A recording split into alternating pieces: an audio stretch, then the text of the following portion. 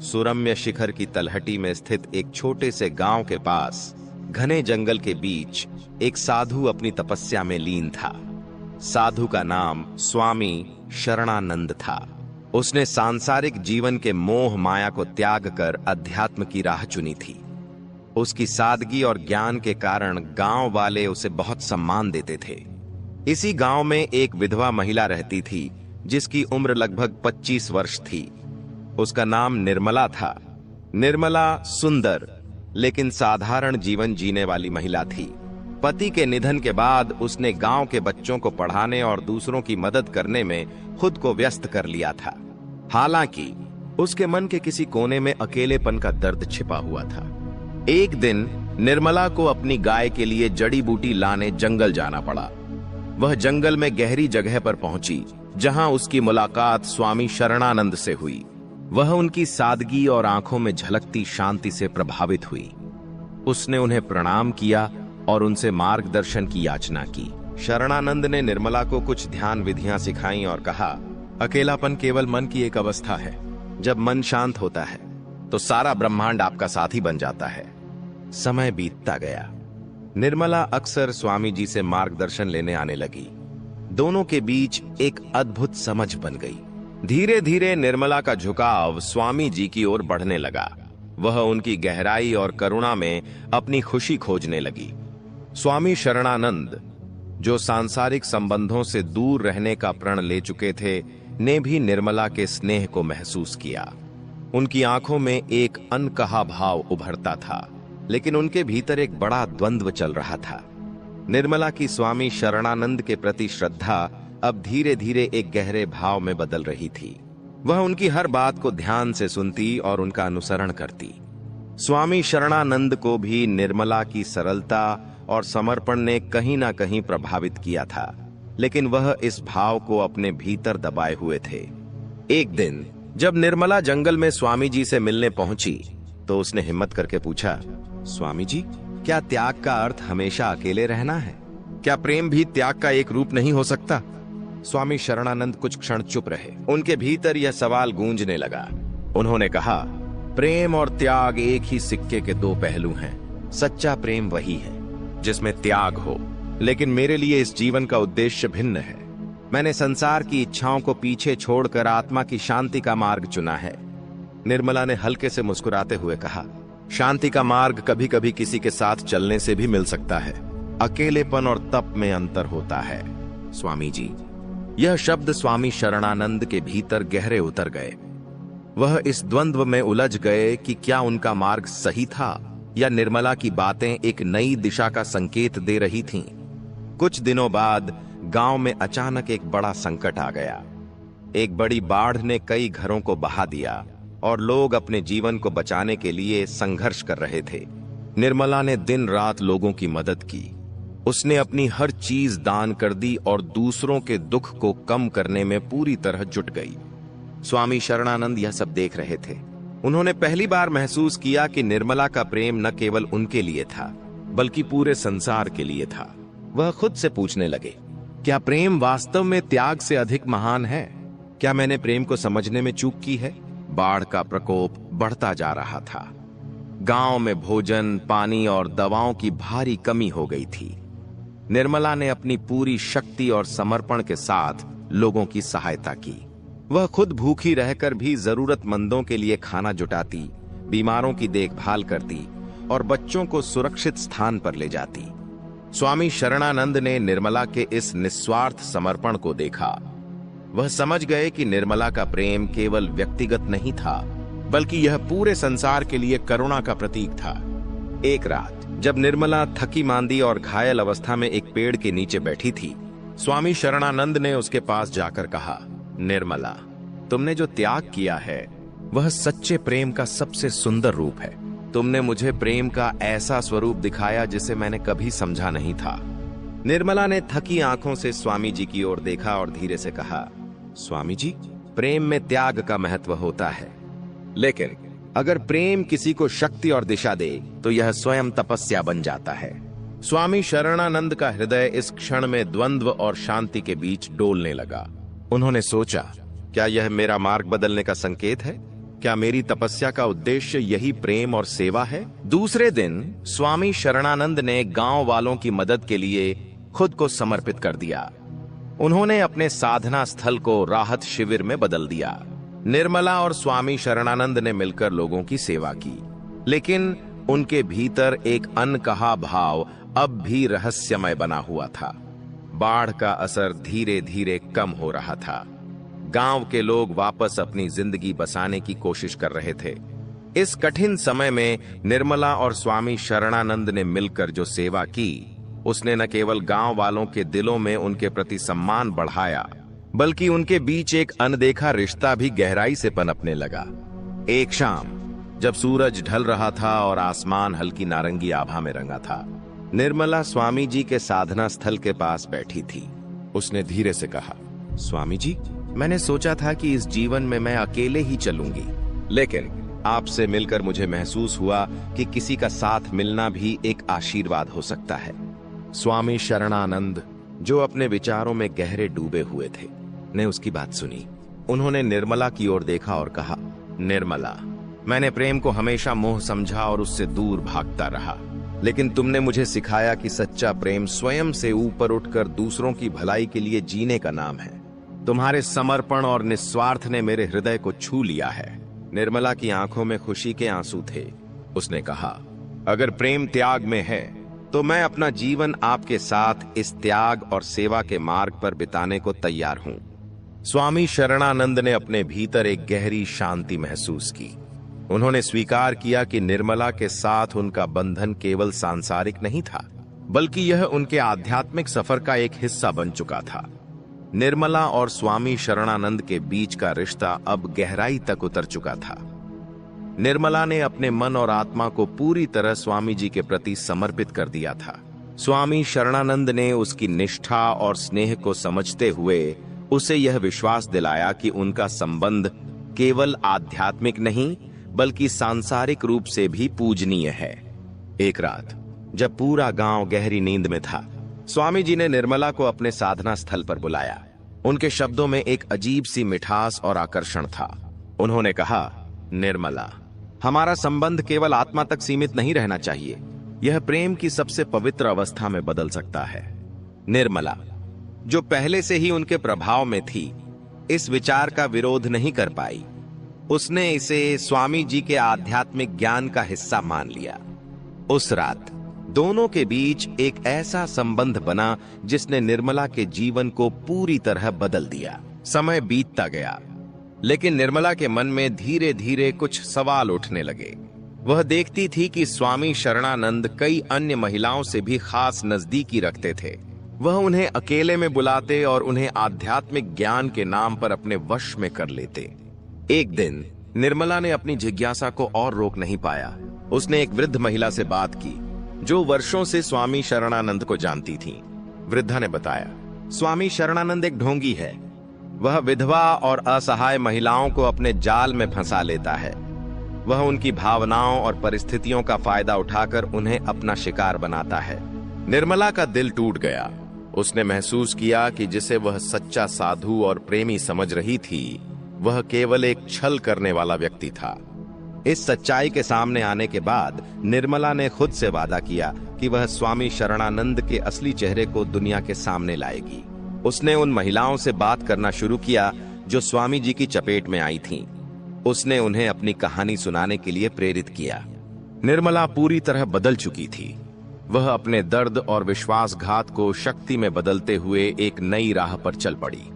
उसने उन महिलाओं की कहानियां इकट्ठा करनी शुरू की जो स्वामी शरणानंद के शिकार हुई थीं। कई महिलाएं शुरुआत में डर और शर्म के कारण खुलकर बोलने से हिचकिचा रही थीं, लेकिन निर्मला के हिम्मत भरे रवैये ने उन्हें अपनी सच्चाई बताने का साहस दिया।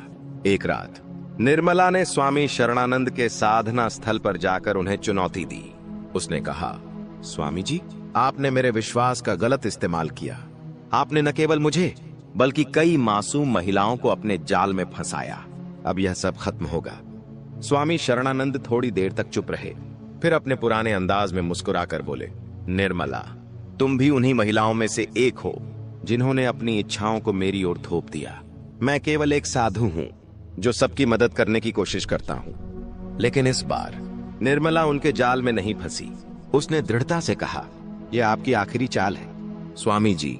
मैं अब आपकी सच्चाई को हर किसी के सामने उजागर करूंगी।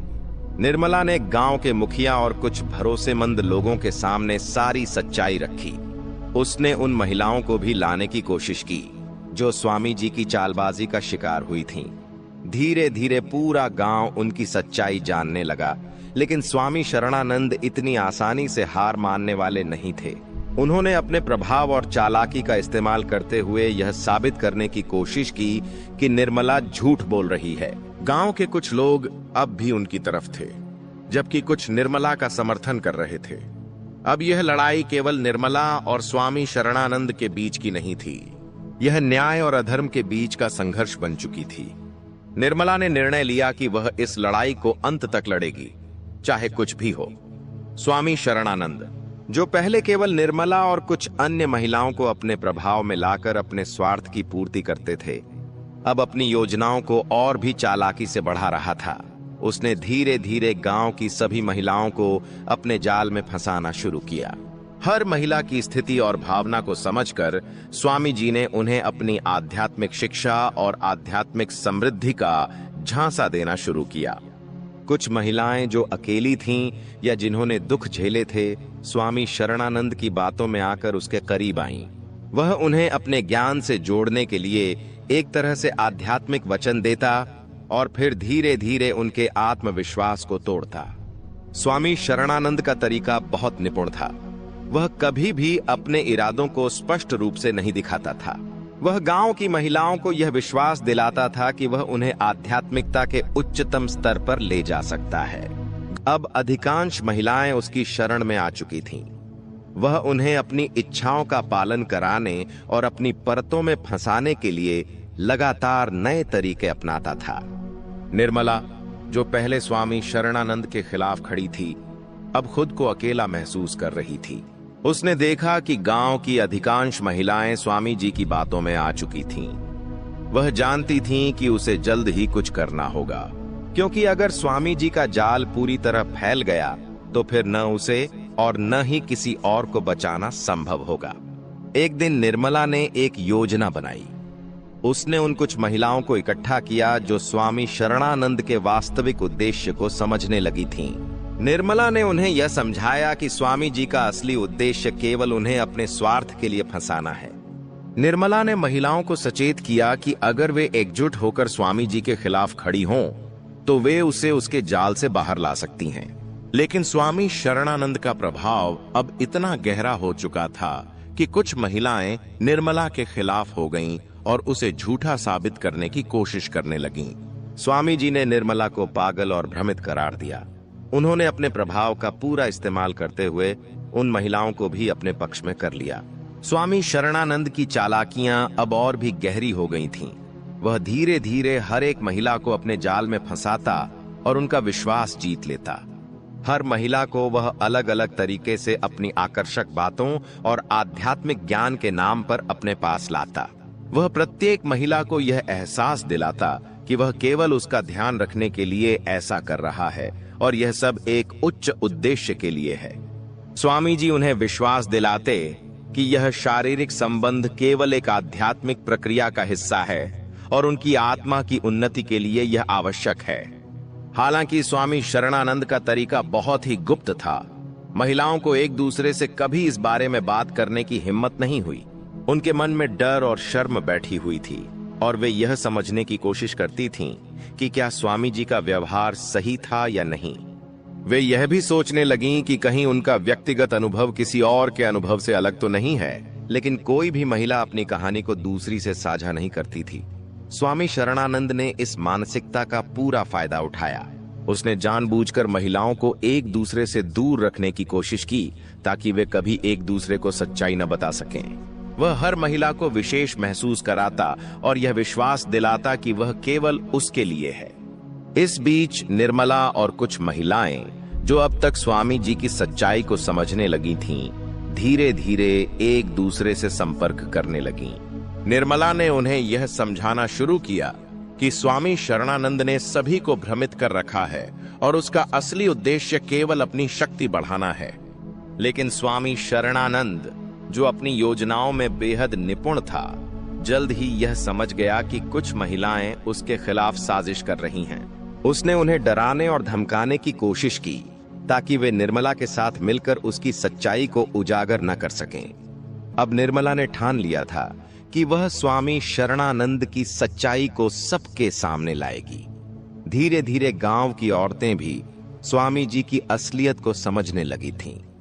एक दिन कुछ महिलाओं ने एक दूसरे से अपनी सच्चाई साझा की। वे जान गईं कि स्वामी जी ने सभी के साथ समान तरीके से व्यवहार किया है और उनके विश्वास का गलत इस्तेमाल किया है। इन महिलाओं ने धीरे धीरे मिलकर निर्मला की मदद से स्वामी शरणानंद के खिलाफ आवाज उठानी शुरू की।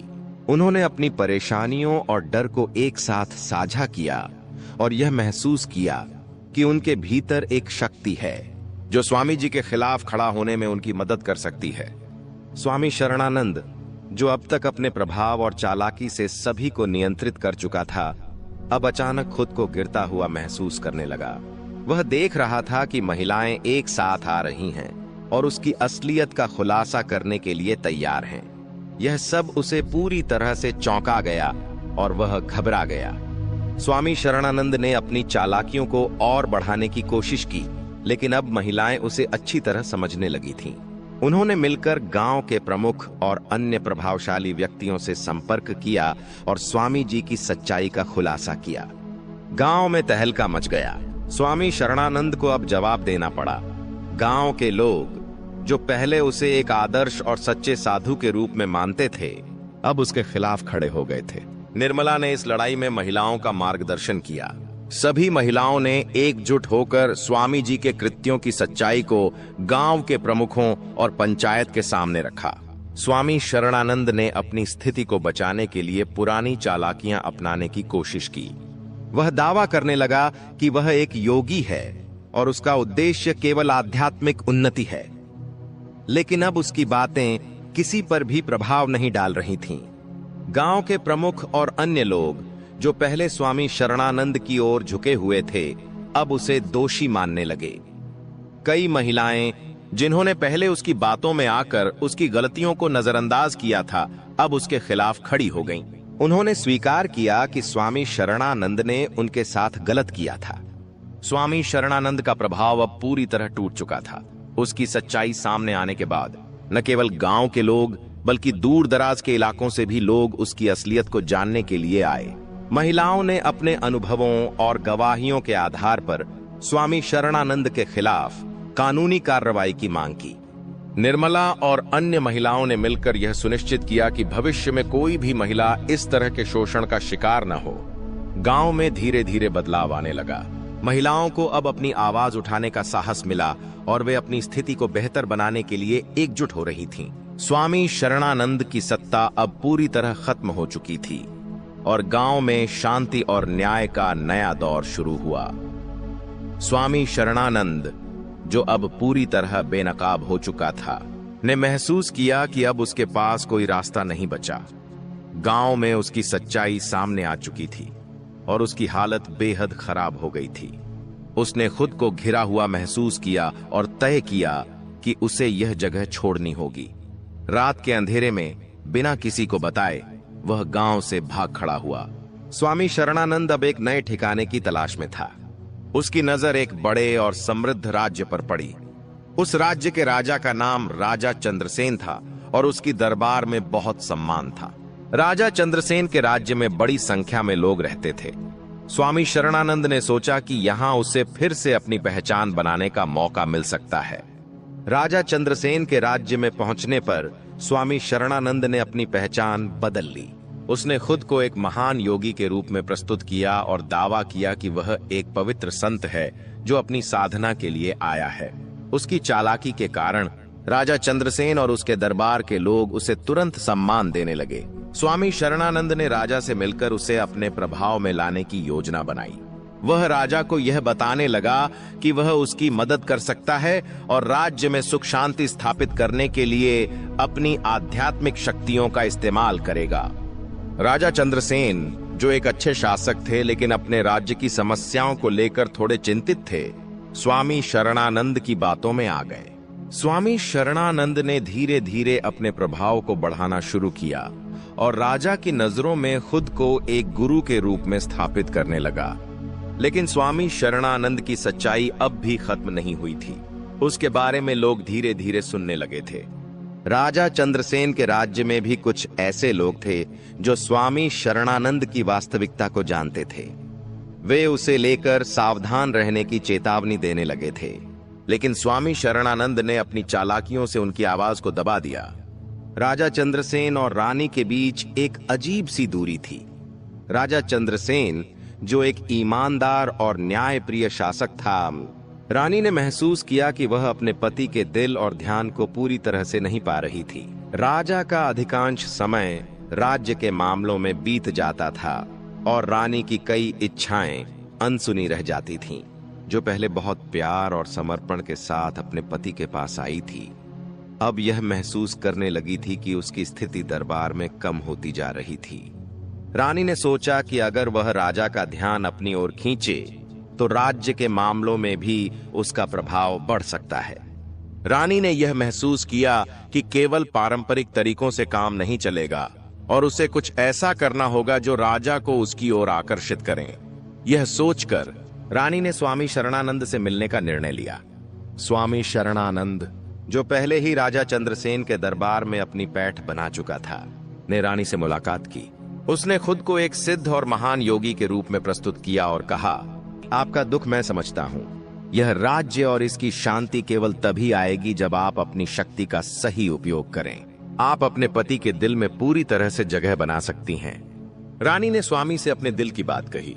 राजा की व्यस्तता और उसकी राजनैतिक जिम्मेदारियों ने मुझे अकेला कर दिया है। मैं चाहती हूं कि वह मेरी तरफ ध्यान दे और हमारी शादी में सामंजस्य स्थापित हो। स्वामी शरणानंद ने रानी को यह सलाह दी कि वह अपनी इच्छाओं और भावनाओं को एक नए तरीके से प्रस्तुत करें, लेकिन उसने साथ ही यह भी कहा कि उसकी मदद से यह संभव हो सकता है। स्वामी शरणानंद ने रानी को यह विश्वास दिलाया कि वह उसे राजा के दिल में अपनी जगह बनाने में मदद करेगा और इसके लिए वह अपनी आध्यात्मिक शक्ति का इस्तेमाल करेगा। रानी ने स्वामी की बातों को सुना और तय किया कि वह स्वामी से मदद लेगी ताकि वह अपने पति के दिल में अपनी जगह बना सके। लेकिन रानी को यह नहीं पता था कि स्वामी शरणानंद अपनी चालों से न केवल उसे बल्कि राजा को भी अपनी ओर आकर्षित करने की योजना बना रहा था। स्वामी शरणानंद ने रानी की कमजोरियों और इच्छाओं को अच्छी तरह समझ लिया था। उसने देखा कि रानी के दिल में गहरी तन्हाई और प्रेम की कमी है, जिसे वह पूरा करना चाहती थी। रानी की यह भावना स्वामी के लिए एक अवसर बन गई थी। स्वामी शरणानंद अपनी चालाकी से रानी को और भी अपनी ओर आकर्षित करने लगा। एक दिन स्वामी शरणानंद ने रानी से कहा, रानी, आप जो प्रेम और ध्यान चाहती हैं, वह आपको राजा से नहीं मिल पा रहा। आपको लगता है कि आपकी भावनाओं को समझने वाला कोई नहीं है, लेकिन मैं आपकी व्यथा को समझता हूं। जो प्रेम आप अपने पति से नहीं पा पाई, वह प्रेम मैं आपको दे सकता हूं। मैं आपका समर्थन करूंगा और आपके सभी दुखों का इलाज करूंगा। रानी ने उसकी बातों को ध्यान से सुना और उसके मन में एक हलचल मच गई। स्वामी शरणानंद ने उसे यह विश्वास दिलाया कि वह उसे न केवल राजा के मुकाबले अधिक प्रेम और सम्मान दे सकता है, बल्कि उसे अपना आत्मिक और मानसिक संतुलन भी पुनः प्राप्त करने में मदद करेगा। स्वामी की बातों में ऐसा कुछ था जो रानी को आकर्षित करता था। धीरे धीरे रानी ने स्वामी शरणानंद को अपनी आत्मिक उलझनों को सुलझाने के लिए सहारा मान लिया। स्वामी शरणानंद ने रानी को यह समझाया कि राजा के प्यार के लिए उसे कुछ ज्यादा करने की जरूरत नहीं है। वह खुद ही एक शक्तिशाली महिला बन सकती है और उसके जीवन में वही प्रेम होगा जिसे वह ढूंढ रही थी। स्वामी ने यह भी दावा किया कि यह प्रेम एक आध्यात्मिक प्रक्रिया का हिस्सा है और उसे इसका पालन करना चाहिए। रानी, जो अब पूरी तरह से स्वामी की बातों में उलझ चुकी थी, धीरे धीरे उसकी गिरफ्त में आ गई। स्वामी ने उसे यह एहसास दिलाया कि राजा के पास समय नहीं है, लेकिन वह हमेशा उसकी मदद करने के लिए मौजूद रहेगा। इस तरह से स्वामी शरणानंद ने रानी को अपनी तरफ खींच लिया और दोनों के बीच एक नया संबंध बन गया। राजा चंद्रसेन, जो अपनी पत्नी रानी के बदलते व्यवहार और स्वामी शरणानंद के प्रभाव को लेकर पहले ही कुछ संकोच में थे। राजा चंद्रसेन अब पूरी तरह से जाग चुका था। वह यह महसूस करने लगा था कि रानी और स्वामी शरणानंद के बीच कुछ गड़बड़ हो सकता है। रानी और स्वामी शरणानंद के बीच बढ़ते रिश्ते को देखकर राजा के मन में शंका उत्पन्न हुई। उसने तय किया कि वह इस मामले का पूरी तरह से पता लगाएगा।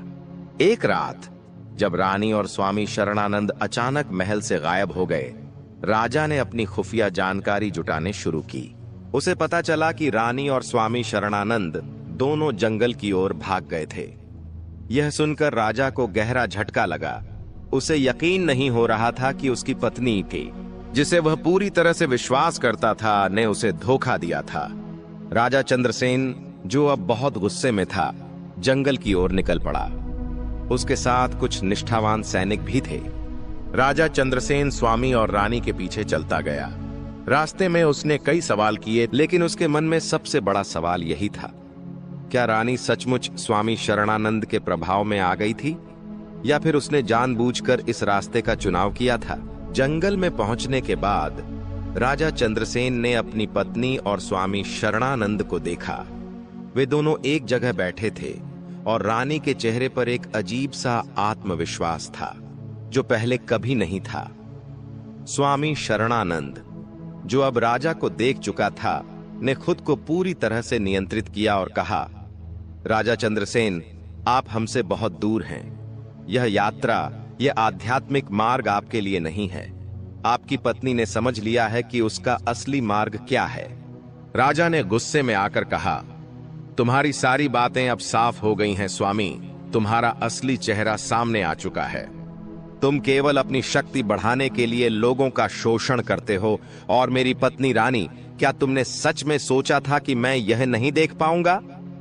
राजा चंद्रसेन की ये बातें सुनकर रानी, जो अब भी स्वामी शरणानंद के प्रभाव में थी, चुप रही। स्वामी शरणानंद ने रानी के पास जाकर उसे यह समझाने की कोशिश की कि राजा की सोच बहुत संकीर्ण है और वह उसे कभी भी समझ नहीं पाएगा। लेकिन राजा चंद्रसेन अब पूरी तरह से समझ चुका था कि यह सब एक धोखा था। उसने स्वामी शरणानंद को चुनौती दी और दोनों के बीच तीव्र बहस हुई। अंततः राजा चंद्रसेन ने स्वामी शरणानंद को अपनी शक्ति और बुद्धिमत्ता से परास्त किया और उसे जंगल से बाहर कर दिया। रानी, जो अब पूरी तरह से भ्रमित और लज्जित महसूस कर रही थी, रानी राजा के पास आई और उससे माफी मांगी। राजा ने उसे माफ किया, लेकिन उसे यह समझाया कि विश्वास और प्यार बहुत महत्वपूर्ण होते हैं। रानी अब अपनी गलती का एहसास कर चुकी थी। यह घटना राजा और रानी के रिश्ते में एक बड़ा मोड़ लेकर आई। दोनों ने मिलकर अपने राजमहल में एक नई शुरुआत की। स्वामी शरणानंद के खिलाफ सख्त कदम उठाए गए और उसकी सच्चाई को सबके सामने लाया गया। दोस्तों, मुझे उम्मीद है कि इस कहानी से आपको कुछ सीखने को मिला होगा। अगर वीडियो अच्छी लगी हो तो वीडियो को लाइक और कमेंट में जय माता दी अवश्य लिखें। हम आपसे मिलते हैं किसी और नई वीडियो में। तब तक के लिए अपना ख्याल रखना। जय माता दी।